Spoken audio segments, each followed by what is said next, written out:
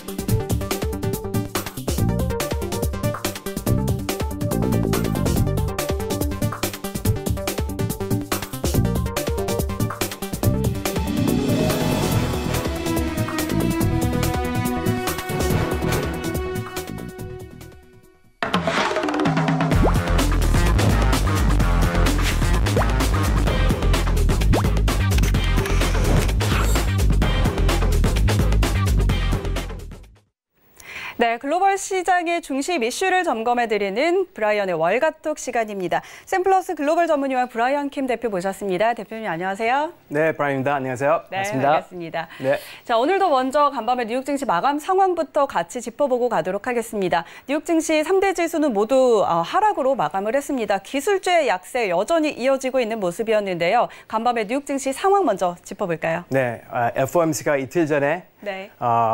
드디어 그 발표를 했는데 그 발표에 많은 투자자들이 좀 실망한 것 같아요. 그렇죠.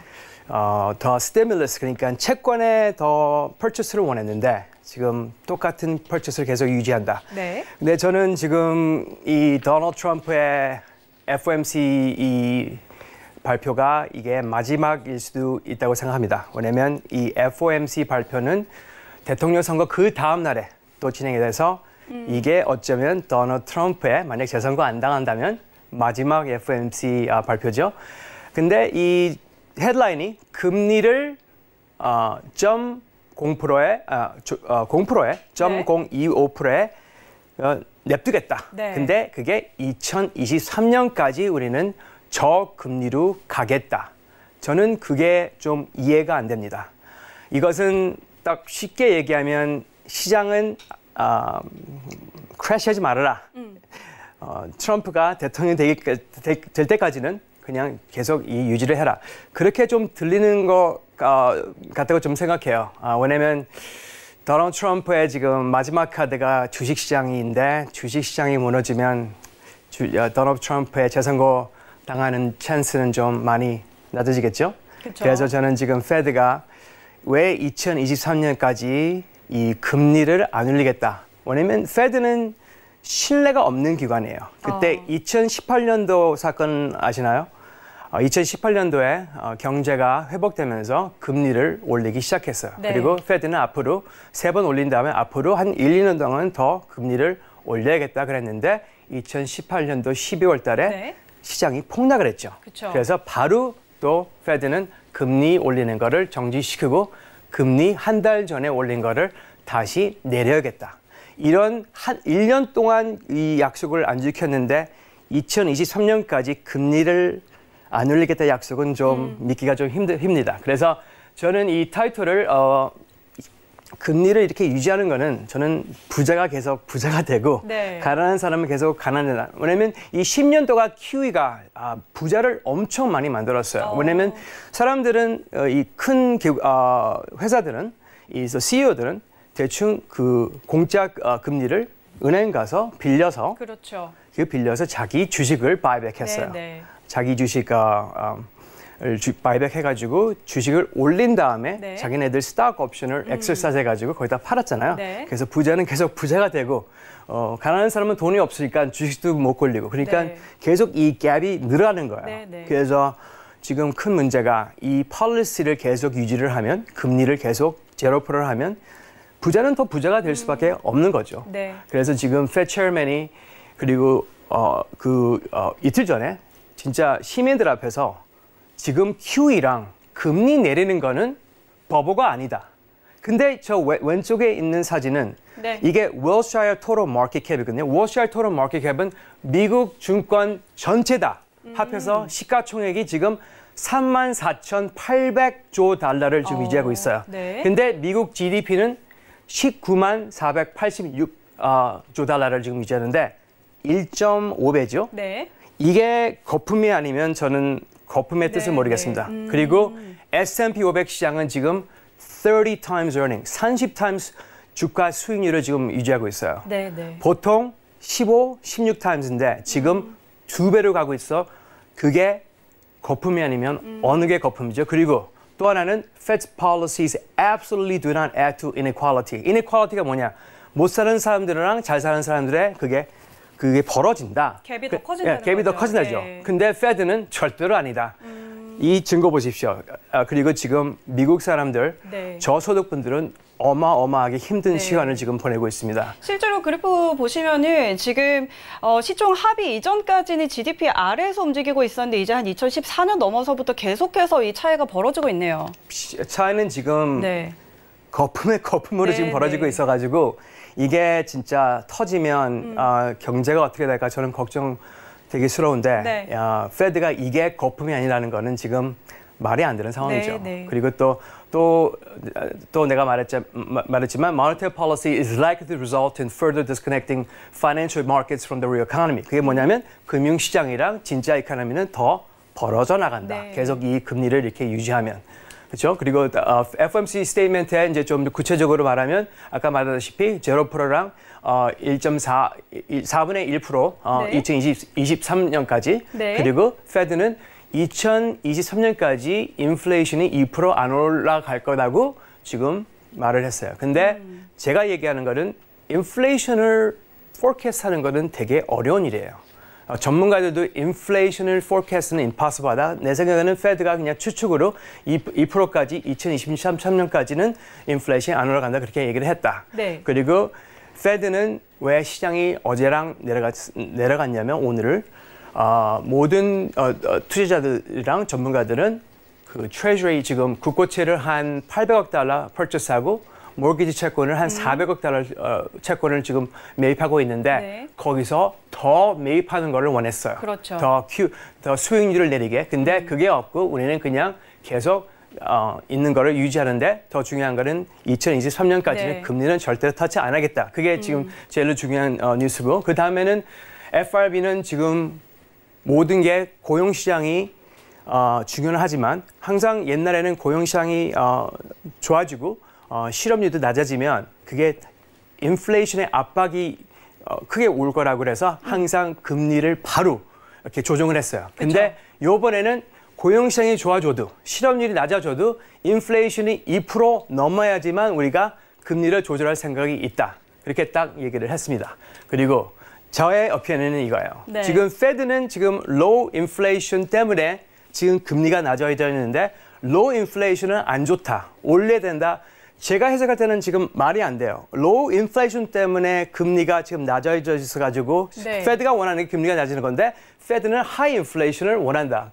그게 어떤 걸 원하냐? 두 개 다 가질 수는 없다. 네, 저는 그 그렇죠. 말이고 이 지금 말에 페드는 지금 한 단어 말에 시장을 움직일 수 있는데 영어로는 aim to achieve inflation moderately above 2% for some time. Is this? 그러니까 내가 말하는 거는 2% above인데 2% above가 어느까지 2% 어느 above인지. 정도인지. 예, 2.25%인가 2.5% 3%인가 그리고 여기서는 for some time이라고 썼어요. What does some time mean? 네, Inflation. 그러니까 some time이 3개월인가 6개월인가 네. 9개월. 뭐냐면 인플레이션의 특성이 뭐냐면 한 번 올라가잖아요. 끝없이 올라갈 가능성이 그쵸? 되게 커요. 네. 이게 잡을 수가 좀 힘들거든요. 그래서 만약 인플레이션이 뭐 2%, 2.5% 올라갔는데 페드가 이 인플레이션을 컨트롤하려면 진짜 아르 컨트롤 인플레이션은 금리를 바로 올라가야 되거든요. 네. 그래서 만약 인플레이션이 올라가고 페드는 금리를 계속 유지를 하고 있다면 영어로 Fed is behind the curve라고 그래요. 그래서 네. 금리를 어느 날 억지로라도 올려야 돼. 그래서 페드가 어떻게 2023년까지 우리는 금리를 안 올리겠다는 말을 할 수가 나는 이해가 안 가는 게 뭐 인플레이션을 어떻게 제대로 예측할 수 있나요? 네, 인플레이션만에 네. 갑자기 아르 컨트롤하면 페드는 억지로라도 올려야겠죠. 금리를 올려야 네. 되죠. 예, 그래서 네. 지금 저의 그게 어피니언이고 네. 지금까지 2023년까지는 금리를 인상 안 하겠다는 것을 정말 믿을 수 있을까? 왜냐면 또 하나의 거짓말은 거짓말이 아니라 약속을 안 지킨 거는 2013년이죠. 2014년에 페드는 QE 그러니까 네. bond purchase를 채권 purchase 계속 하다가 갑자기 안 한다고 그랬어요. 네. 그때 bond market은 폭락을 했죠. 그쵸. 그래서 벤 페드가 버네키 의장 시절이었죠. 그렇죠. 예. 그때 그래서 알았어. 안 할게 한다면 진정해. 또 시장이 진정해 해가지고 시장이 또 계속 이렇게 좀 이제 유지가 됐죠. 근데 이번에도 2018년도 똑같이 이렇게 약속 안 지키고 네. 이제 이거는 2023년 3년 동안 이 약속을 지킬 수 있을까? 저는 되게 의심스럽게 이걸 봅니다.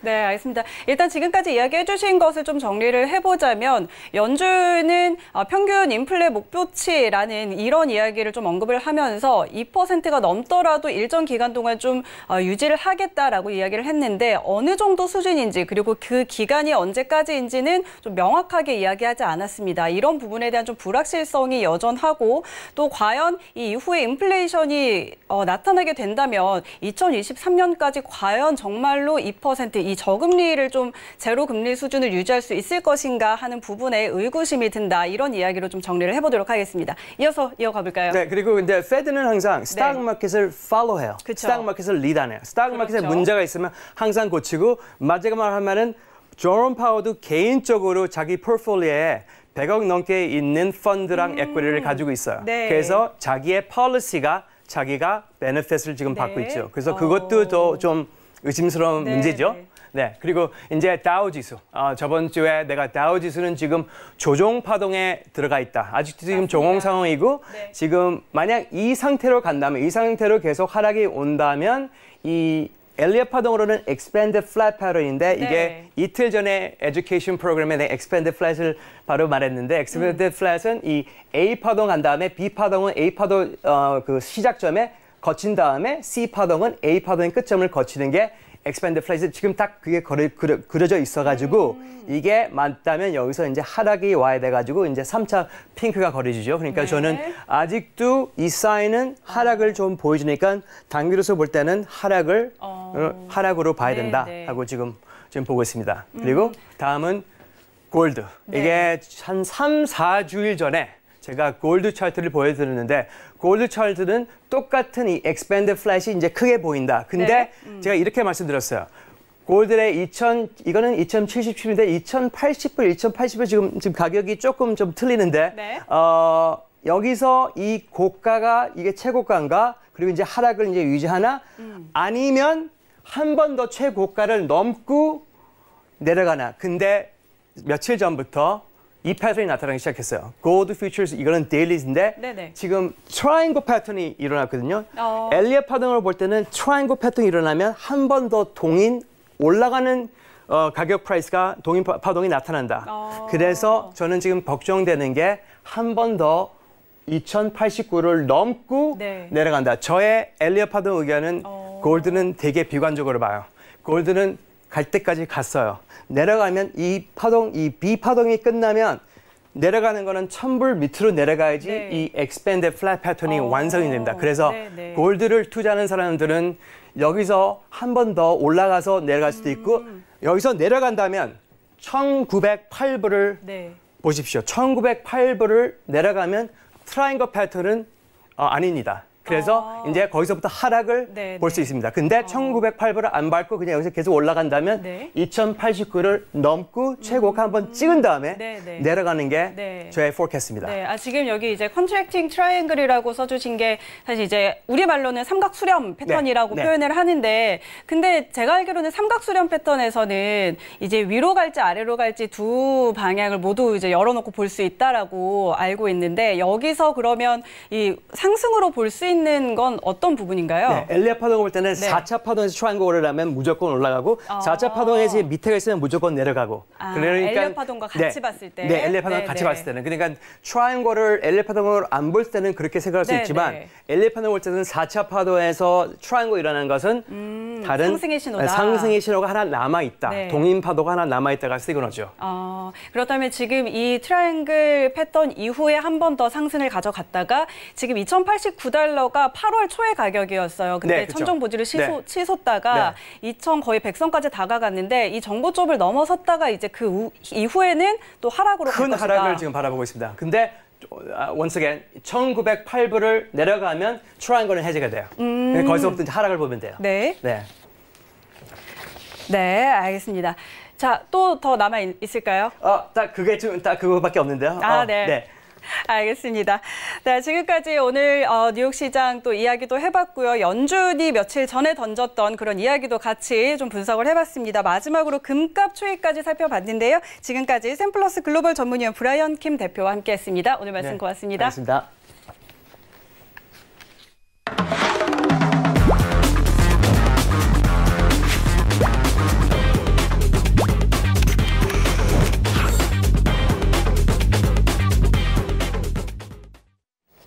네, 이제 이슈와 종목 함께 짚어보는 김민수의 사셨나요 코너입니다. 펠리즈 투자앤리서치의 김민수 대표 전화 연결돼 있습니다. 안녕하십니까?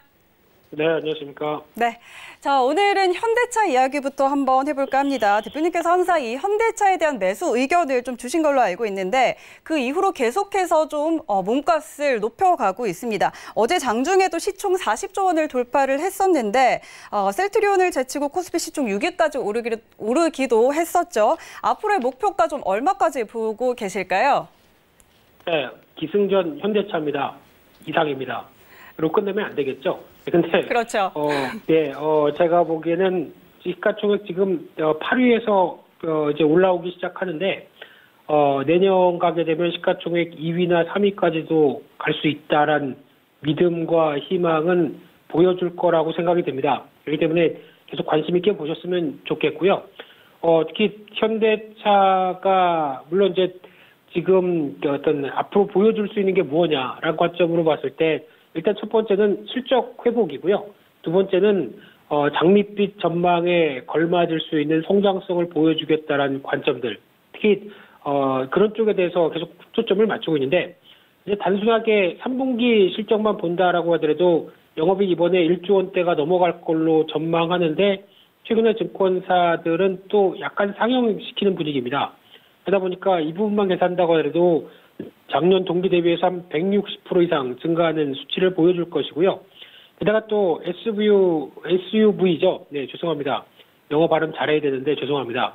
네, 그래서 SUV 같은 경우도 미국 시장 점유율에 대해서 호조를 보여주고 있는데 대표적으로 지금 같은 경우 앞으로 아마 이제 9월 말이죠. 9월 말에서 10월 달로 넘어가면서 혹시나 지금 마의 미국 시장 점유율 한 9%대를 돌파하는 모습들이 나온다라고 하게 되면 현대차의 또 다른 재조명이 나올 수도 있겠다는 관점 쪽에서 잘 팔리고 있는 미국 시장에 대한 변화들을 또 하나의 모멘텀으로 삼을 수 있지 않을까. 특히 많이 얘기하는 게 또 현대차는 팰리세이드고 기아차는 텔룰라이드죠. 근데 왜 둘 다 5글자죠?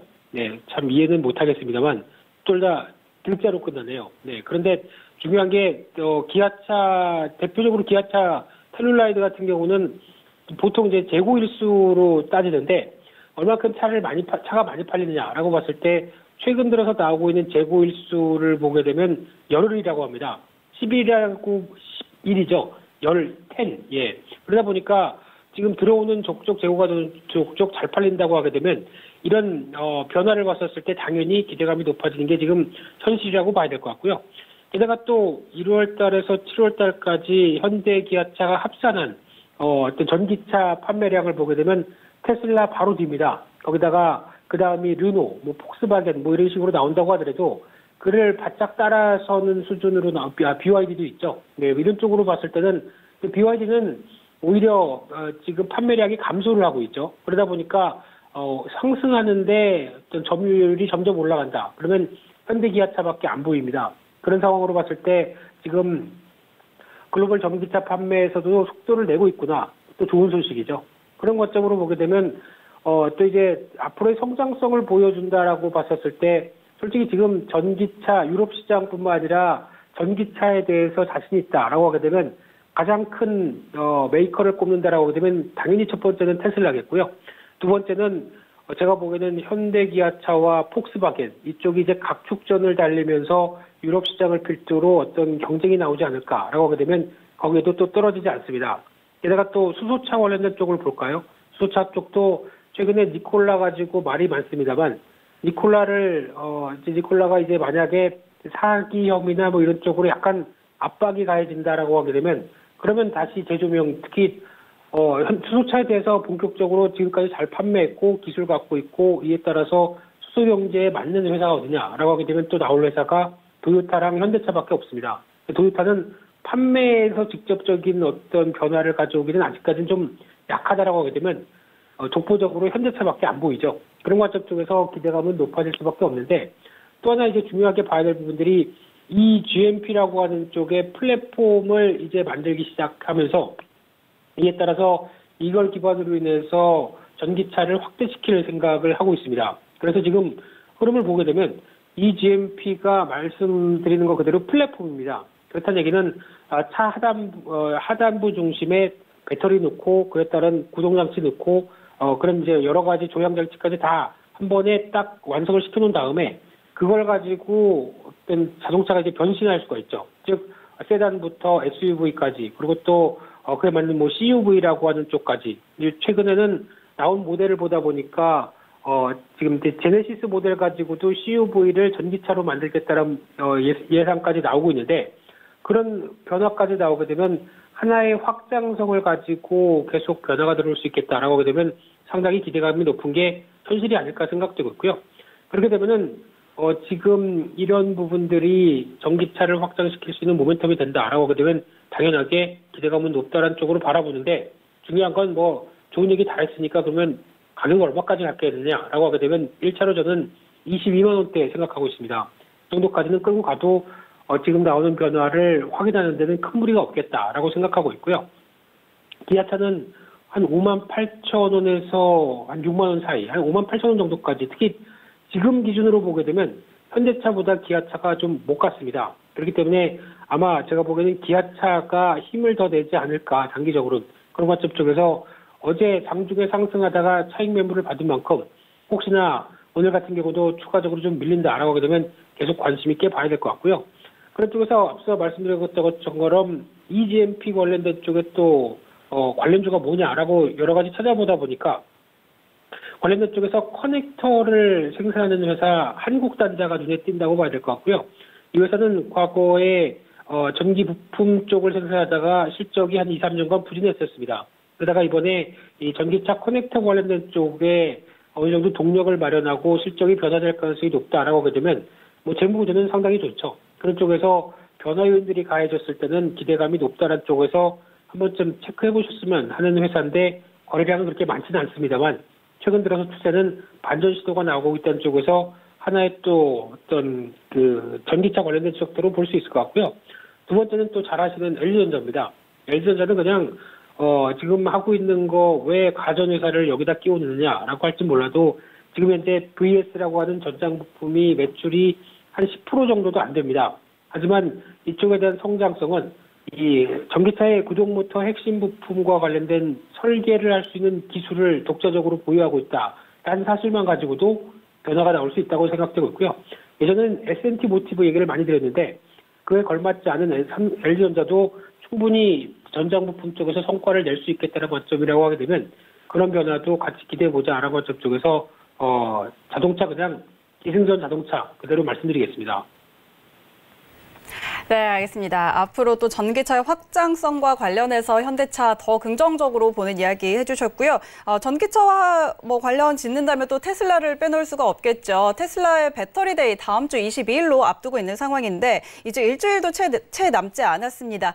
관련된 우리 국내 주식들의 또 방향도 결정을 지을 걸로 보여요. 자세한 내용과 또 관련주의 전망까지 같이 짚어주시죠. 있습니다. 지금 시점에서 증권사나 다른 대부분의 얘기 나오는 쪽을 보게 되면 이번에 테슬라의 배터리 대회 관련돼서 그렇게 큰 영향이 없을 것이다라고 얘기를 하고 있는데 제가 보기에는 그러지 않을 수도 있을 것 같고요. 오히려 지금 LG화학이 흔들리는 이유가 단순하게 지금 나오고 있는 분사 LG 에너지 솔루션이죠. 이름은 또 길고 멋있습니다. 게다가 또 영어입니다.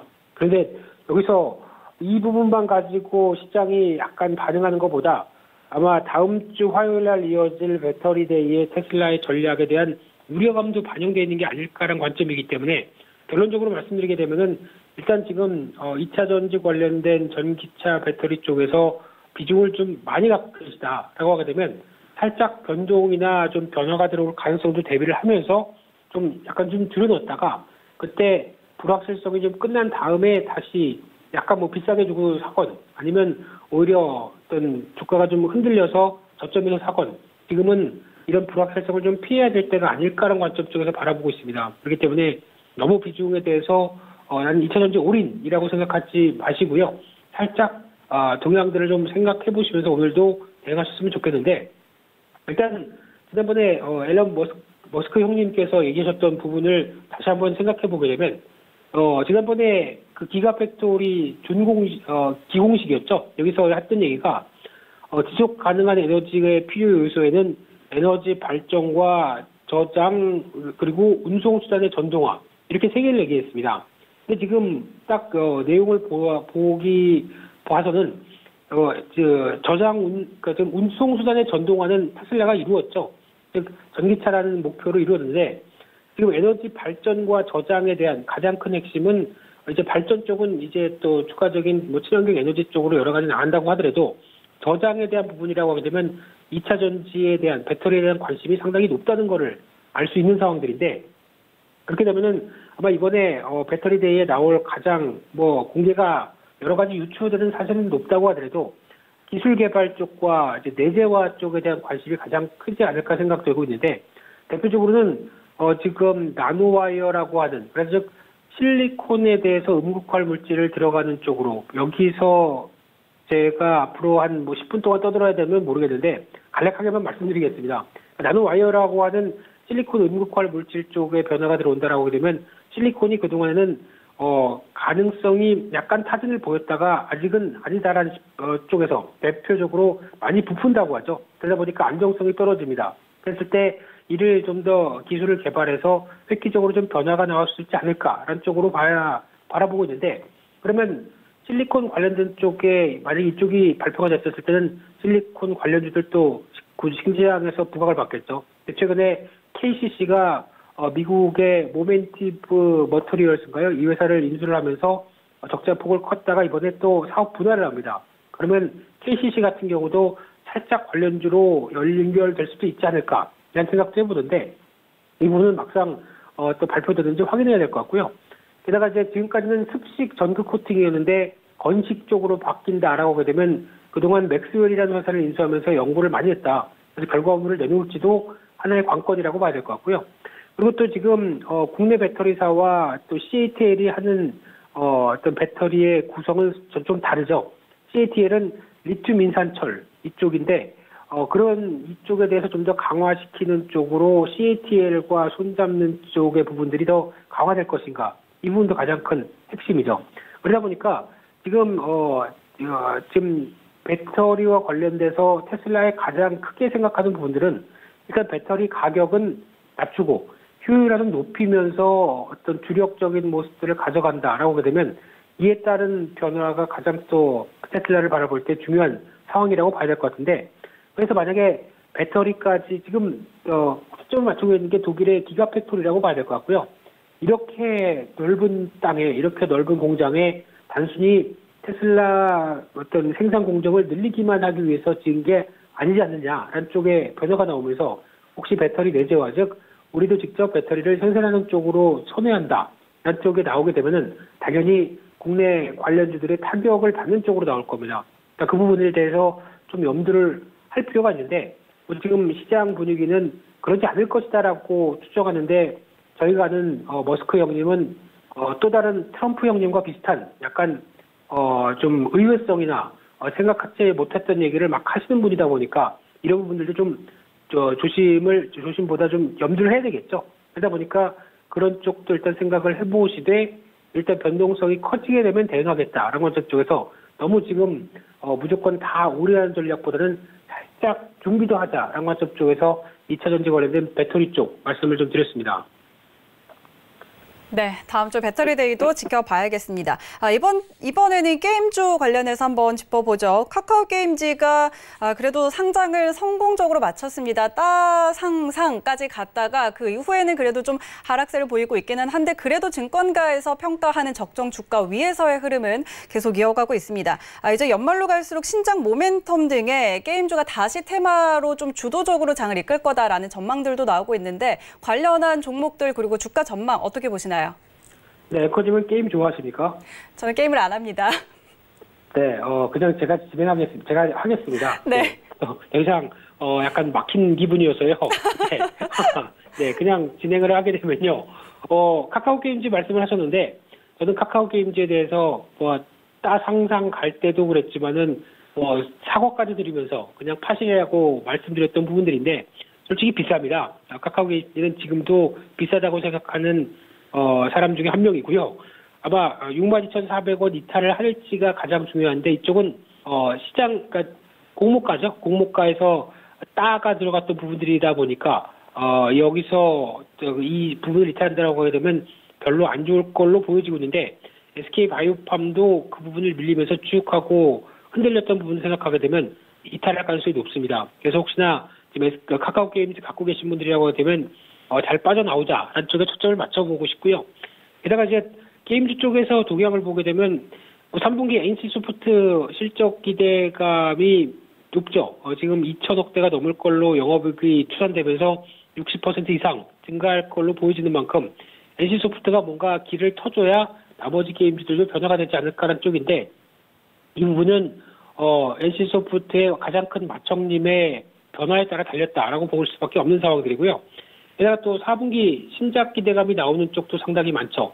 웹젠 같은 경우 전민기적 2라고 하는데 전민기적인가요? 전민기적인가요? 참 민기적하게 발음을 했네요. 죄송합니다.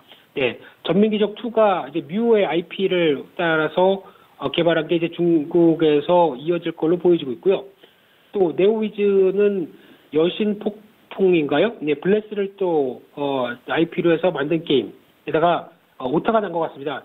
여신 폭풍입니다. 네, 그리고 컴투스의 서머너즈 1은 또 100년 전쟁 관련돼서 대규모 업데이트죠. 그래서 지금 다시 예전에 했던 분들 기대감이 높다란 쪽인데 저도 예전에 서머너즈 1의 파티장이었다가 지금 다시 참여할까 싶기도 한데 주식하겠습니다. 그냥. 네, 그런 관점으로 봤을 때는 일단 지금 추가적으로 또 NHN의 용비불패 M 넷마블의 BTS 유니버스 스토리 이쪽은 당장 다음 주 이제 공개되기 시작을 하겠죠. 그런 쪽으로 보게 되면은 이런 관점을 봤었을 때 아무래도 이 게임주에 대한 모멘텀들은 신작 기대감과 함께 같이 이어질 상황들은 나온다라고 봐야 될 것 같은데 하지만 지금 신작에 대한 기대감을 많이 낮추고 있는 게 지금 같은 분위기 쪽에서 게임사들도 재택근무하죠. 게다가 또 어떤 52시간 근무제부터 비용이 많이 들어간다라고 하게 되면 상대적으로 지금 관점으로 보게 되면 게임주들이 어떤 탄력을 강하게 올 수 있을 만한 신작에 대한 모멘텀들이 그렇게 크지 않다는데 일단 초점을 맞춰야 될 걸로 보여집니다. 그래서 아마 일정이 그대로 진행될 수 있을까도 저는 잘 모르겠습니다. 계속 연기되고 했던 추세를 봐서는 지금 예상했던 4분기 아니면 빠르면 내년 초도 조금 더 연기될 수 있기 때문에 게임주를 바라보는 시간은 그렇게 썩 긍정적이지 못할 수도 있다고 생각되고 있고요. 즉 NC소프트가 변화가 나와야 그다음 게임주를 보겠다라고 하는 입장이 가장 좋다고 생각되고 있고요. 혹시나 만일 연내 시진핑 주석의 방한과 함께 혹시나 또 어떤 한류, 즉 한한령을 해제하면서 그에 따른 또 게임사들의 변화, 즉 어떤 판호가 열릴 것이다라고 하는 기대감을 키우면서 움직였을 때 그때는 추격 매수가 아니라 파는 게 좋을 것 같습니다. 그런 쪽에 대해서 변화가 나온 부분은 살짝 이용을 하지 않은 정도로만 해석하셨으면 좋겠고요. 그런 쪽에서 게임주는 아직 실적은 괜찮은데 시장이 반응을 안 합니다. 그러다 보니까 아직까지는 좀 관망적으로 보자 이렇게 말씀드리겠습니다. 네, 게임 업종의 전망까지 같이 짚어봤습니다. 네, 지금까지 펠리즈 투자앤리서치의 김민수 대표와 함께했습니다. 도움 말씀 고맙습니다. 네, 감사합니다. 네, 오늘 출발 증시와이드는 여기까지입니다. 저희는 잠시 후에 순간포착 매매 시그널로 돌아오도록 하겠습니다.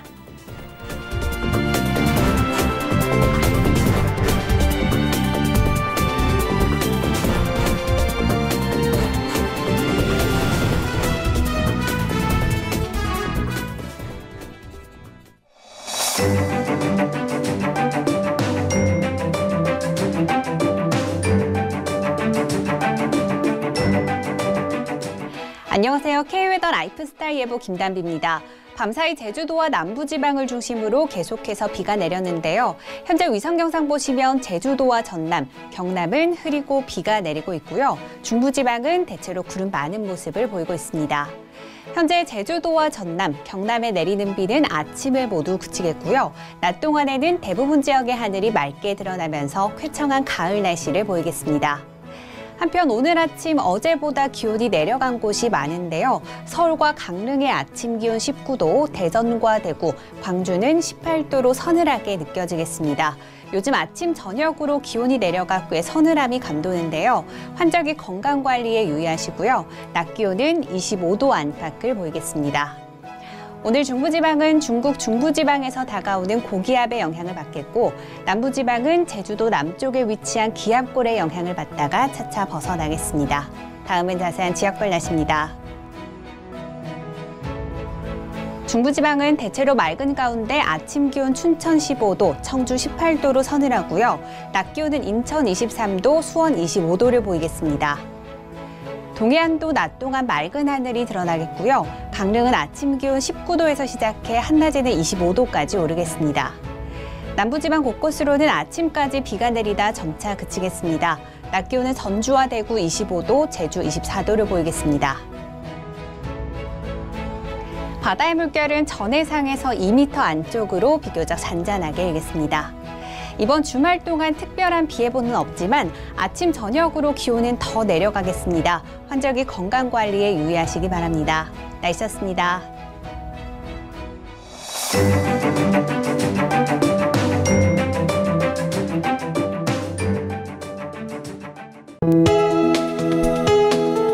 본 방송에서 제공하는 투자 정보는 투자 판단에 대한 조언입니다. 방송에서 제공하는 주식의 가치, 가격 상승 및 가격 하락에 대해서는 방송사에서 보장하지 않습니다.